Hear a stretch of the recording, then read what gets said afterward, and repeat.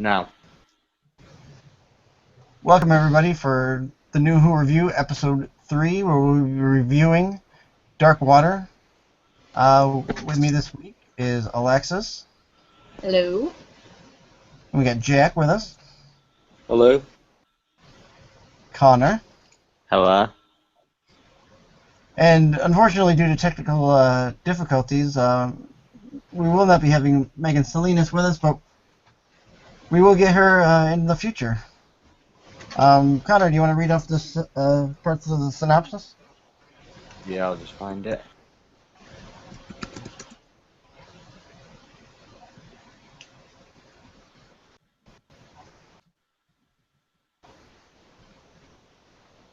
And there was silence. Clara's ready to confess to Danny the adventures she's been having with the Doctor, despite telling him she wasn't. About to tell him over the phone when Danny steps out into the road and is killed by an oncoming car. Unable to deal with her grief, Clara calls the Doctor for help with the intention that he'll change events. The Doctor picks up Clara, asking her where she wants to go, almost immediately sensing something is wrong. She asks the Doctor to take her to a volcano, all while collecting up the TARDIS keys that are hidden in the console room. After the Doctor sets the destination, Clara uses a sleep patch on him. The Doctor seemingly wakes up on a volcanic planet, and Clara tells him what's happened and that she is holding the 7 TARDIS keys hostage. Clara then reveals that she knows lava can destroy them, and if the Doctor doesn't let her try to save Danny, she'll throw them all into the crater in order to prevent the Doctor from ever re-entering the TARDIS, proving that she's serious by throwing one straight away. The Doctor point-blank refuses to save Danny, since his death is part of her personal timeline, trying to take control of the situation by telling her to throw another key in the lava. Clara then throws all but one in, and when the Doctor still won't help, she throws the last in, before suddenly being overcome by the enormity of what she's done. The Doctor then reveals that she didn't actually knock him to sleep, and this has been a telepathic test to see how far she'd be willing to go with Danny again.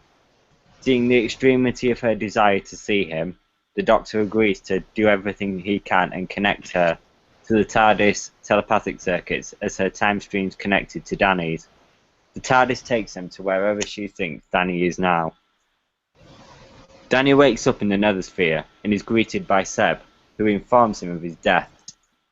The TARDIS has taken the Doctor and Clara to the 3W, where they see skeletons seated in watery graves. They are greeted by Missy, who kisses the Doctor and claims to be the Mobile Intelligence Systems interface. Missy lets the Doctor feel her heart. In the Nethersphere, Seb asks Danny if he's ever killed anyone, due to a request from someone Danny could have killed in the army. Remembering his bad day, the child Danny accidentally killed is revealed to him.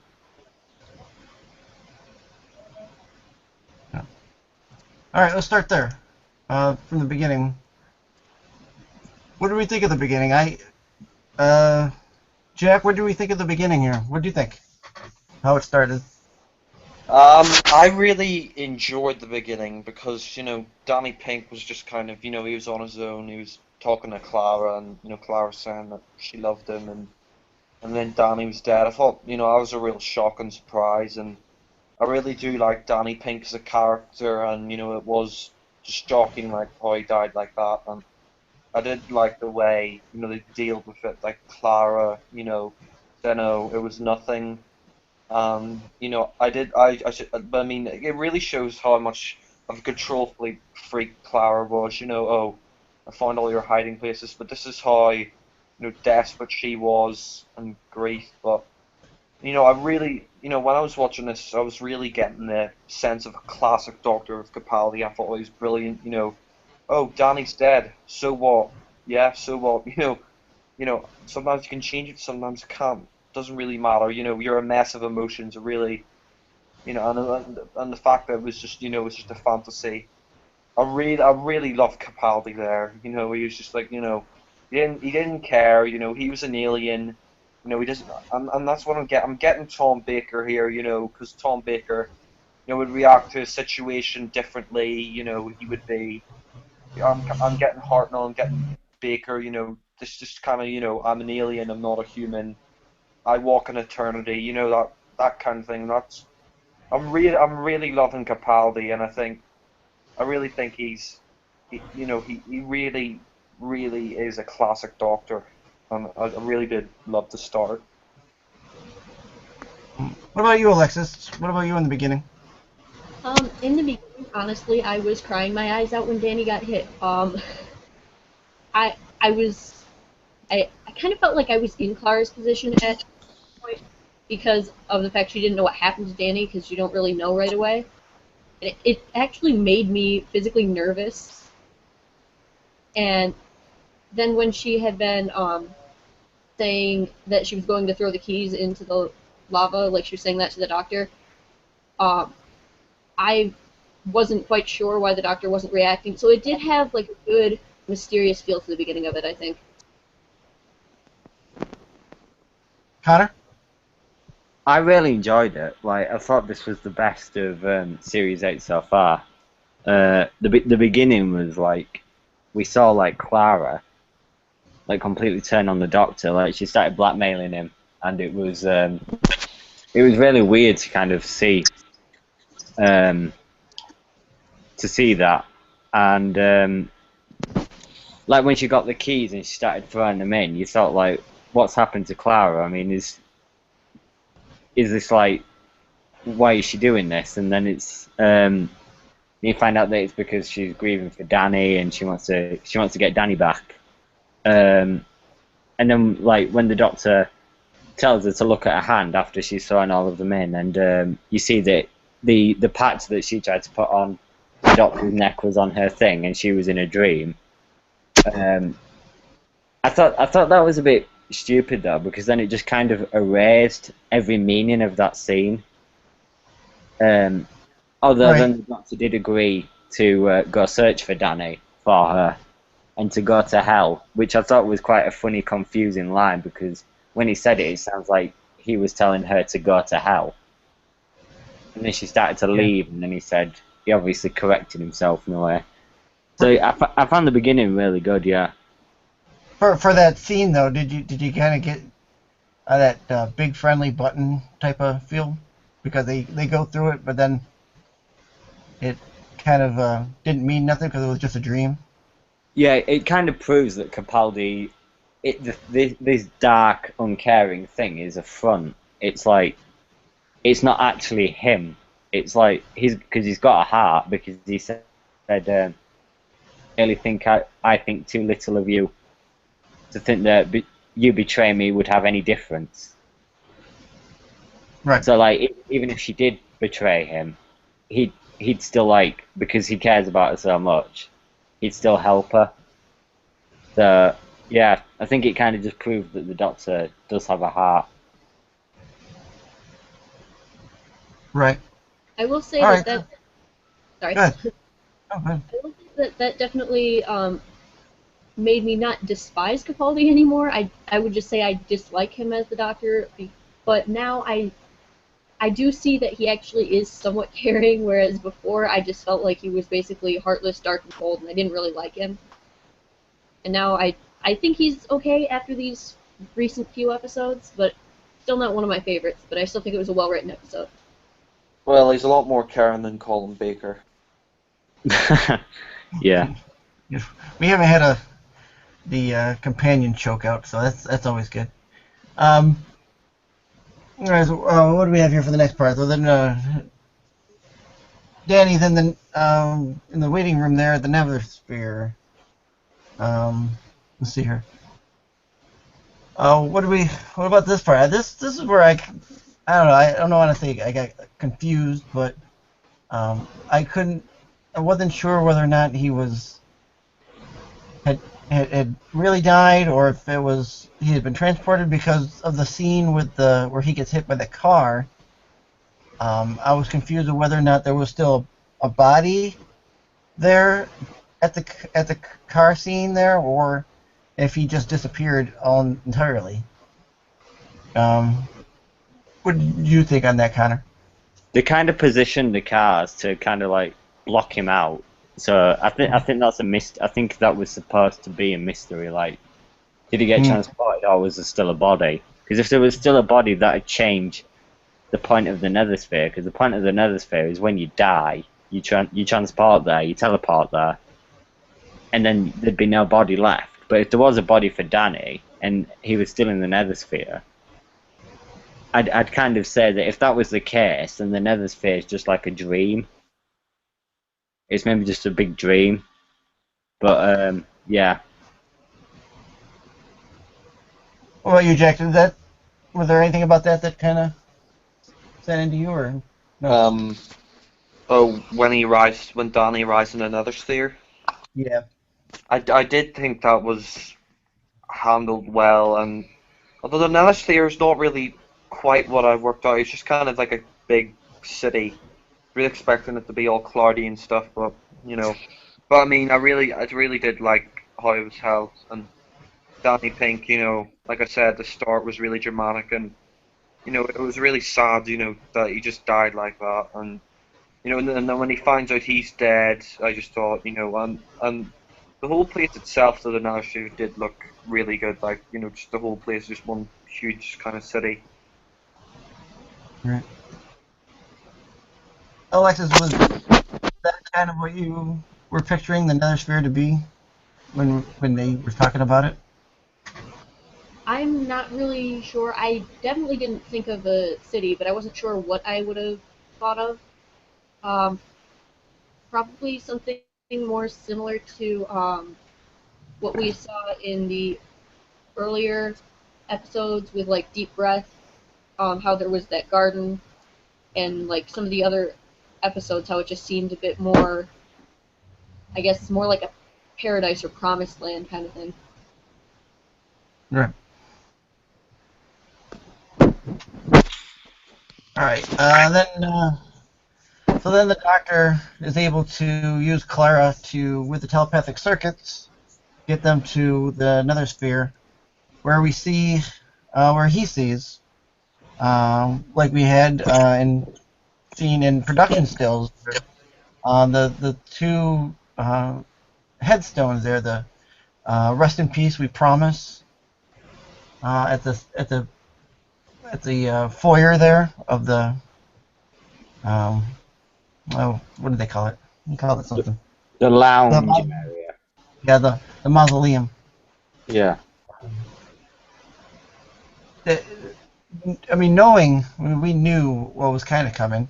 Did that give you a feel for what we knew was coming but you had to kind of figure it out that with the Cybermen, that we had a feeling that were coming. But what about that one, Jack? Well, at the start, I thought they were kind of like separate on their own. I didn't really think that the Cybermen were actually the skeletons, and but of course, when I saw, the 3W, the teardrop, I knew it was the Cybermen. But the way it was handled, where the skeletons, where the fluid tanks came out of Cybermen, it was kind of weird. I don't know how they did that, like how that, but I really thought that was great. It kind of reminds me of Tomb of the Cybermen, stuff like that.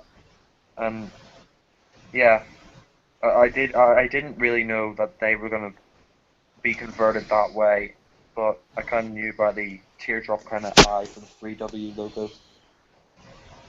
Oh, Connor? I kind of guessed that the skeletons were the Cybermen from the Next Time trailer. Because it kind of like reminded me of Tomb of the Cybermen. So like with the water and stuff in the way that they kind of like transformed into the Cybermen, I didn't expect, and I don't know how it happened. I don't know how that's possible. The water would somehow transform you into like a Cyberman.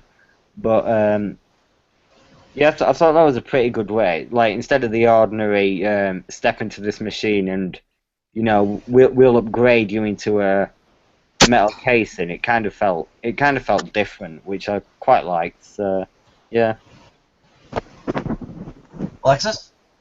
Well, with the Next Time trailer, since that, so I knew that they were going to, and I wasn't quite sure where they were going to be in there. I didn't really expect them to be the skeletons, but then I wasn't too surprised because I guess I kind of realized where else would they really put them. So I guess it was kind of something that I should have thought about, yet I didn't. I don't know how to really explain that.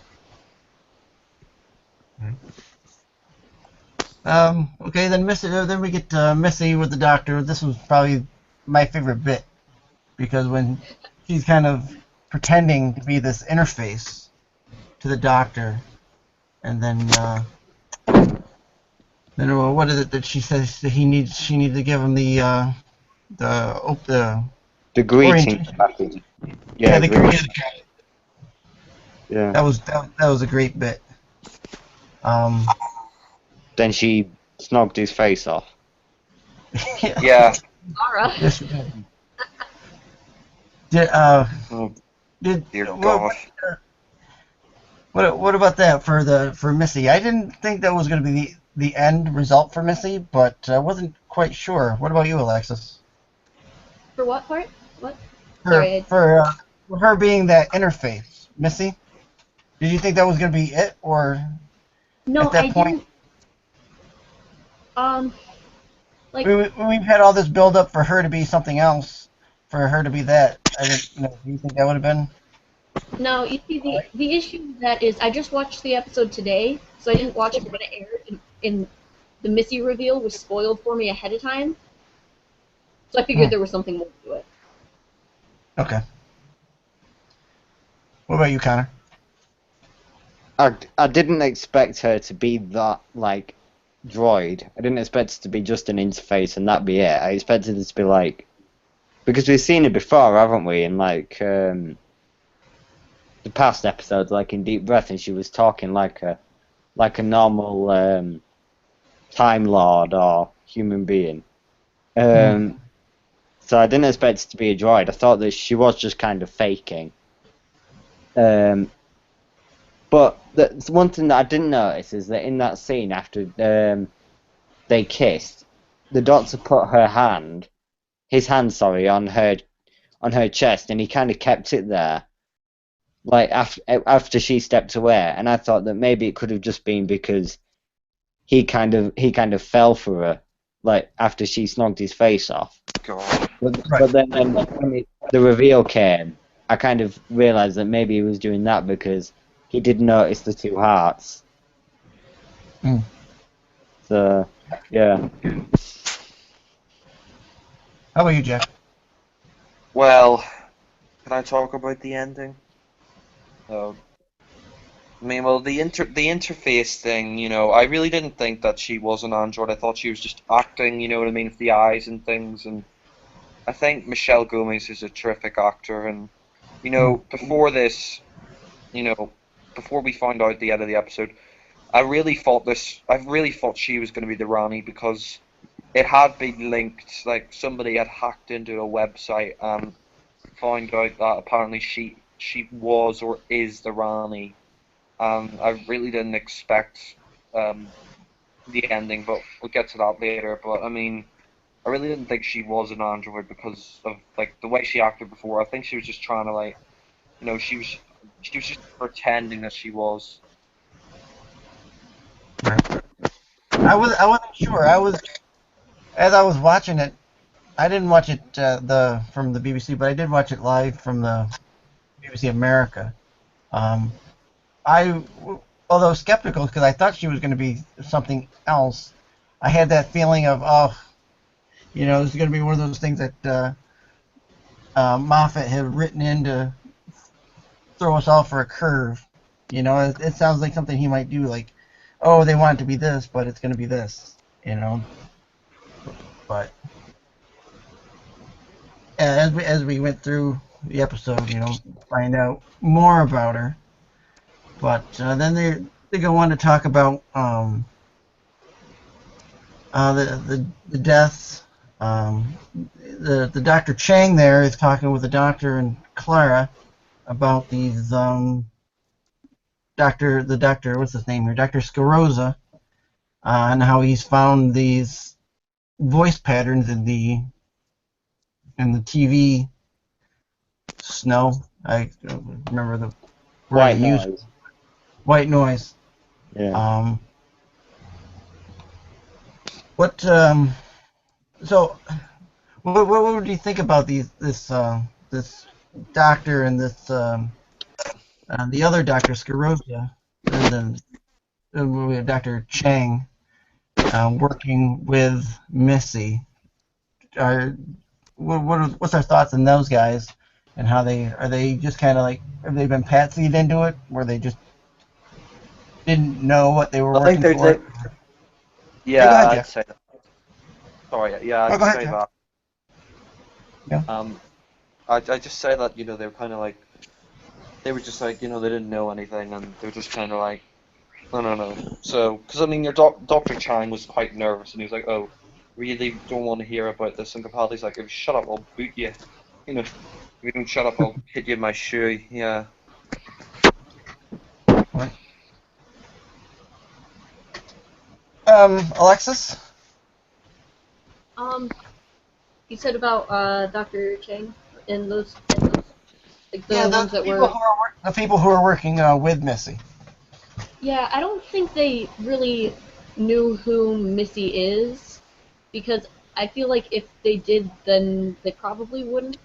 Um, like if they, kind of hard to explain what I'm trying to say, but basically that if they knew who Missy was or like what kind of stuff she was planning, then they probably wouldn't have teamed up with her, is my guess. So they probably didn't know what they were getting into. Connor? Yeah, I don't think that. I think that Seb, like in the Nethersphere, somehow knows who Missy is, but I don't think that Chang did. I don't know about Scarosa because obviously he was dead, so we Right. don't know what the past between Scarosa and Missy could have been. So yeah, I think it was. I don't think Chang knew, but I think that Seb does. Yeah, I agree that Seb more than likely does. The only thing I would say about Chang was that he kind of got the idea or the feeling that that she was going to kill him, though. So he might know that she has a killing streak in her, because of Dr. Scarosa. Obviously, like you said, he's dead, so that might be Yeah. the only way. She knows she's not on the up and up if she's going to be able to kill someone. All right, where are we here? So then so the doctor leaves out of there. Let's get kind of get into the ending here. You kind of figuring things out. They're separated. He finally figures out that it's the Cybermen and that she's part of that. Runs out and they're in the cathedral area there and Yeah, he's telling them to get away, to run away. Yeah. What did we feel about the reveal for Missy at the end? Oh gosh. Connor? It reminded me of Jacoby's reveal. Jacoby's reveal? Yeah, because that was kind of unexpected, and I think this one was handled pretty much the same. This one's was a bit more shocking, I think.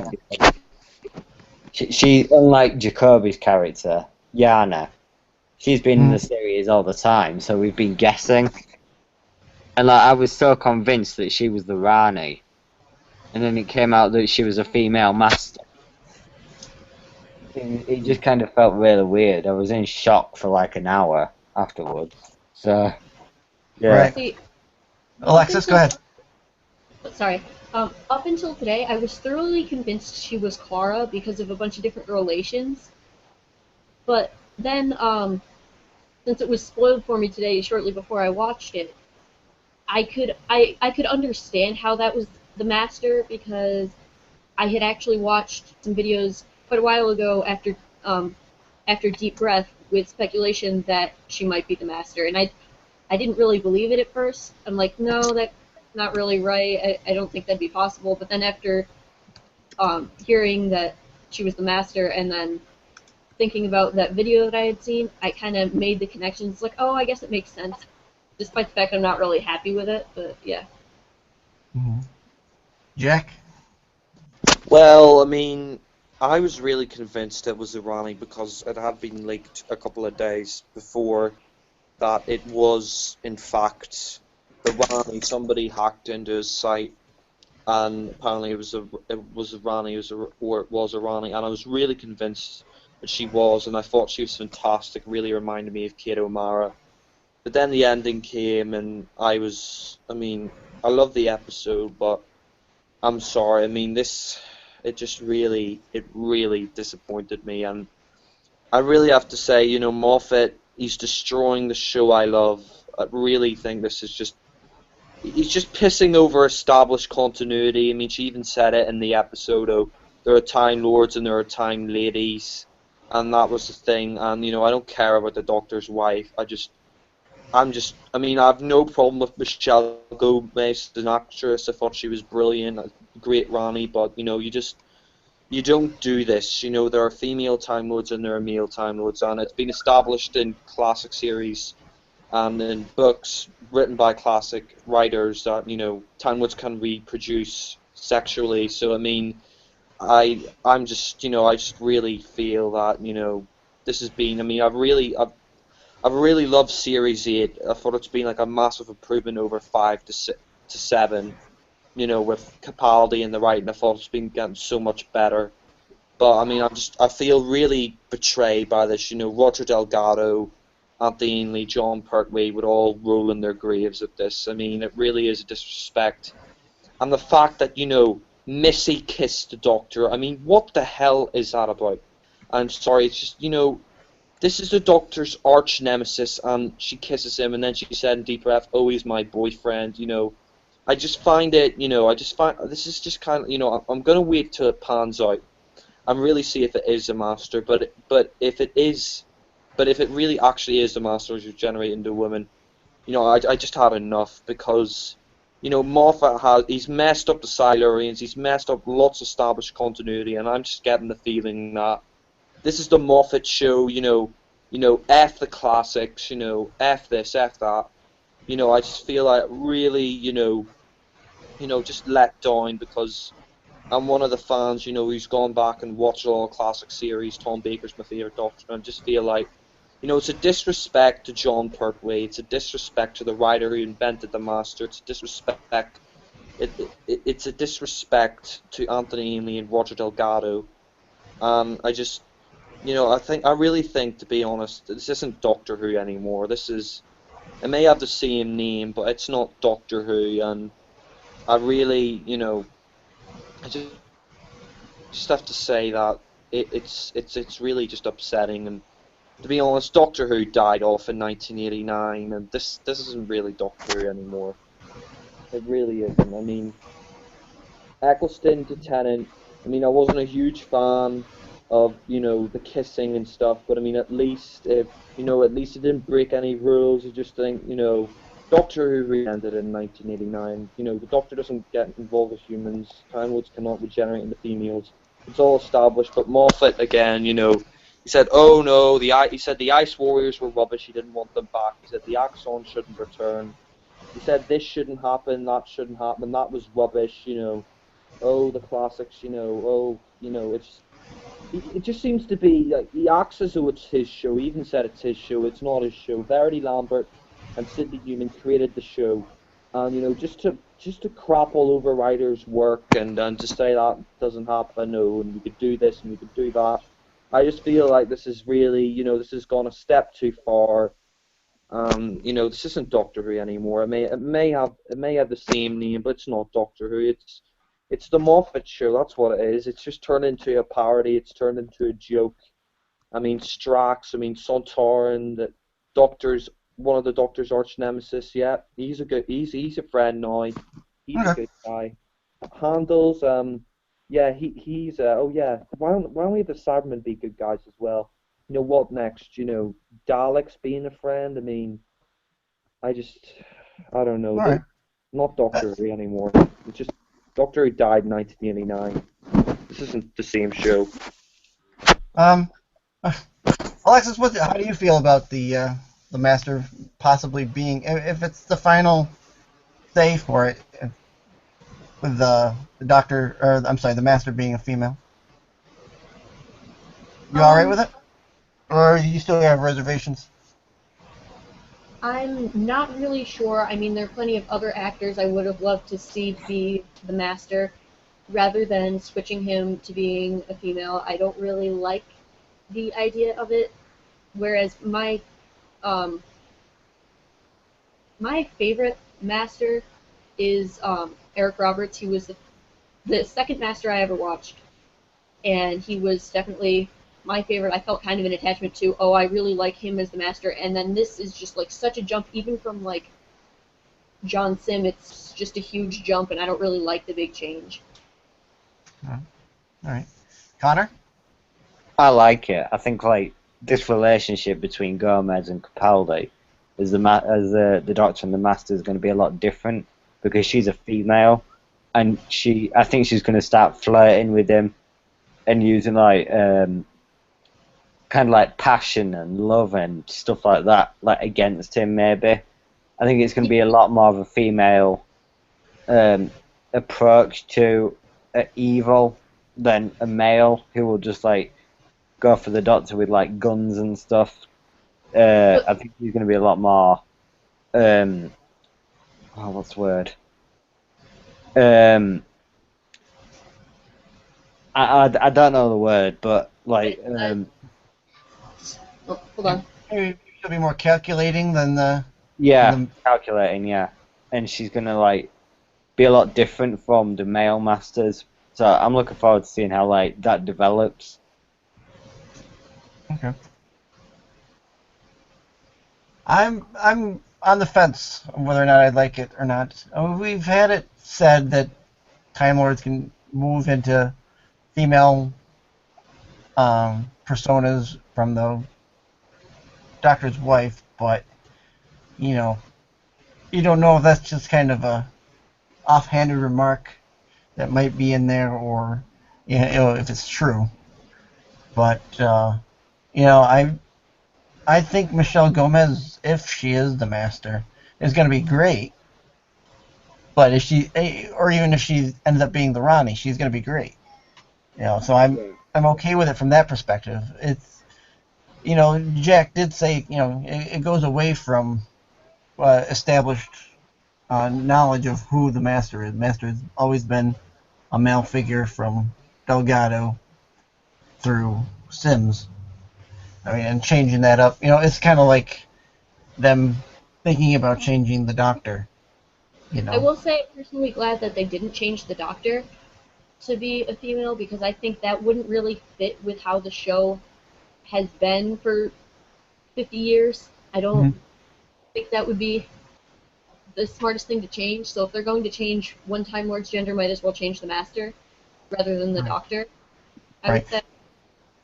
I was saying with Connor the other day, I said if they were going to change someone's gender, it might as well be, like you were saying, it might as well be the Master, because he's not technically the main character of the story, and changing the side character, who's also the same race as the Doctor, would kind of work. But you know, you still bring up and get a lot of that. You know, it's not established, you know, kind of thing. It should be separate, but you know, we'll see on that. What's our? Go ahead. I personally loved series 1 through 7, and then I feel like series 8 was kind of destroyed, not because of Capaldi, but because of how Moffat has been writing this story.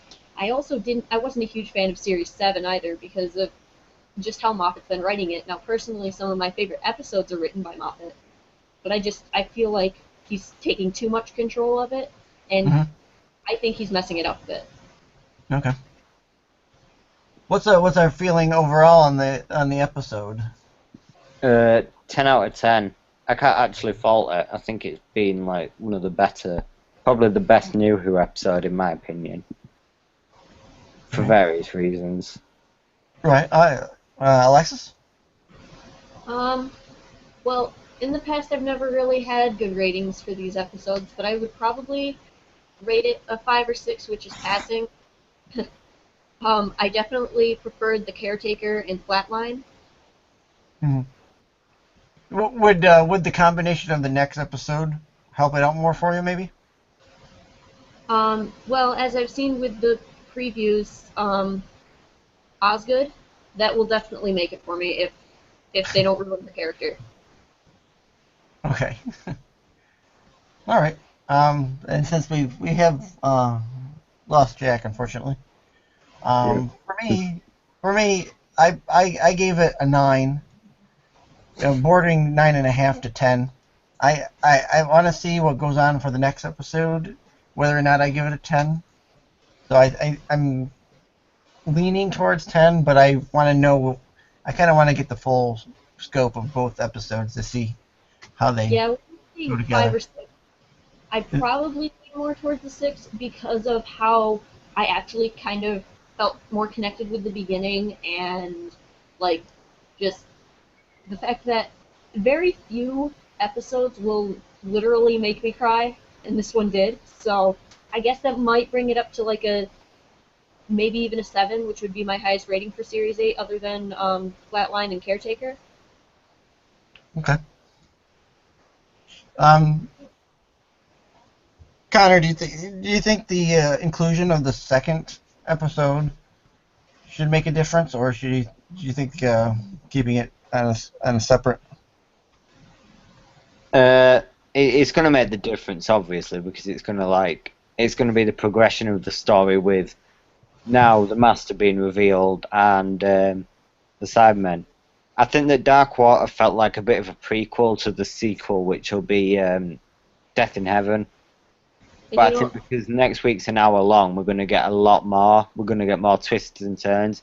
And I actually think that so far, after one part, this has been the best series finale of New Who, in my opinion. I'd agree with that, but okay. I think it's kind of working its way into it. I'm not ready to say it's the best, but I think it's the best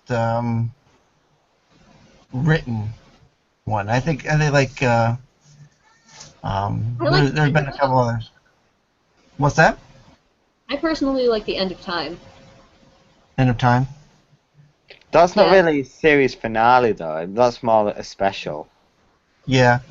Plus, Yeah. I thought it should have only had one part. I thought they should have made it longer and only one part. Well, then I'd probably say The Parting of the Ways. That was definitely a good one in my opinion. That one right now is my favorite season ender. But Yeah. let's you know what, Connor, do you want to talk a little bit the next time trailer? Yeah, well, we didn't get a next time trailer, but we did get a radio trailer, and there's a few noticeable changes. For example, the Cyberman's voice has changed. It's a lot more robotic and gravelier now than before.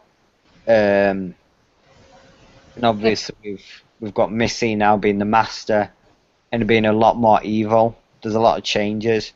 And then we've obviously got Unit next week.